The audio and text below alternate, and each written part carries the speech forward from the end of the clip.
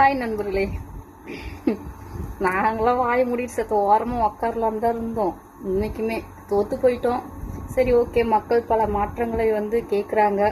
சரி, மக்கள் தீர்ப்பே மகேசன் தீர்ப்பு அப்படின்னு சொல்லி நாங்கள் வாயை எல்லாத்தையும் மூடிட்டு ஒரு வாரமே உக்காந்தாச்சு.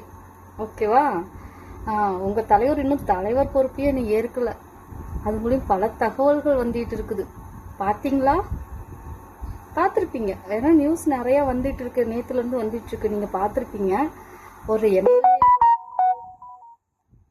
நேற்று எம்எல்ஏ ஆன ஒரு அவங்க நிர்வாகி ஒருத்தவங்க, தாவைக்க நிர்வாகி ஒருத்தவங்க எம்எல்ஏ கேக்கு வெட்டுறேன்னு பெரிய வாள் கொண்டு கேக் வெட்டுறாங்க.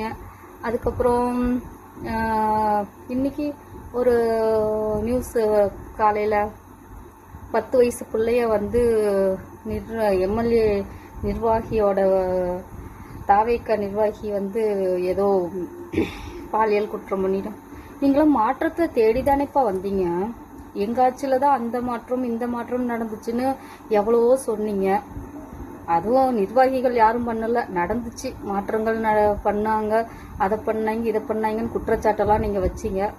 இப்போ உங்க தலைவர் இன்னும் பதவிக்கே இன்னும் வரல. அதுங்குள்ளேயும் உங்க கட்சிக்காரங்களே இவ்வளவும் பண்றீங்க.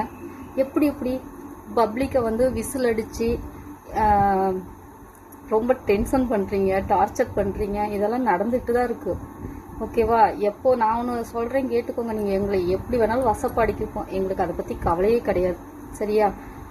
எந்த ஒரு தொண்டனும் தலைவனை நல்வழியில, தலைவன் சொல்ற நல்வழியில தொண்டன் போகணும். உங்க தலைவன் இன்னும் வரவே இல்லை.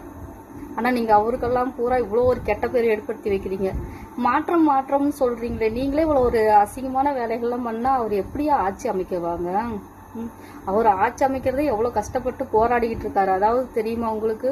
நாங்களும் உண்மையாலும் ரொம்ப கஷ்டப்படுறோம். சரி, ஒரு புது மாற்றம் தான் வரட்டுமே அப்படின்னு. ஆனா நீங்க பண்ற மாற்றம்லாம் பெருசா இருக்கு. எங்கப்பெல்லாம் கொடி பிடிச்சவங்கலாம் இருக்கிறீங்களா? இப்பெல்லாம் எதுக்கு கொடி பிடிப்பீங்க? இதுக்கும் டிஎம்கே காரணமா?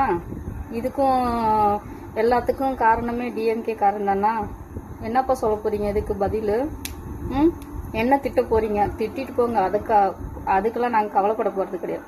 ஆனா இதுக்கு பதில் நீங்க சொல்லியே தான் ஆகணும். முன்ன திமுகவை பிடிச்சி தொங்கிக்கிட்டு இருந்தீங்க. எல்லாத்துக்கும் அவங்க தான் காரணம்னு. இந்த மாற்றத்துக்கு வேணும்னு கேட்டிருந்தீங்க, மாற்றமும் பண்ணிட்டீங்க. ஆனா உங்க மாற்றம் முதல்ல வந்த மாற்றமே ரொம்ப பெரிய மாற்றம். உங்க தலைவர் சொன்ன பாலியல் குற்றச்சாட்டு, அதுதான். அது இன்னும் அவர் தலைவர் கையெழுத்தே இன்னும் போடலையா? ஆனா உங்க ஆளுங்க வச்சு பண்ணிவிட்டீங்களையா? பாவம் அந்த மனுஷன்னு. நீங்க ஆட்சி ஆளை உழுவீங்களோ இல்லையோ, பார்க்க தானே போற. இன்னும் என்னெல்லாம் நடக்க போகுதோ கடவுளுக்கு தான் வெளிச்சம்.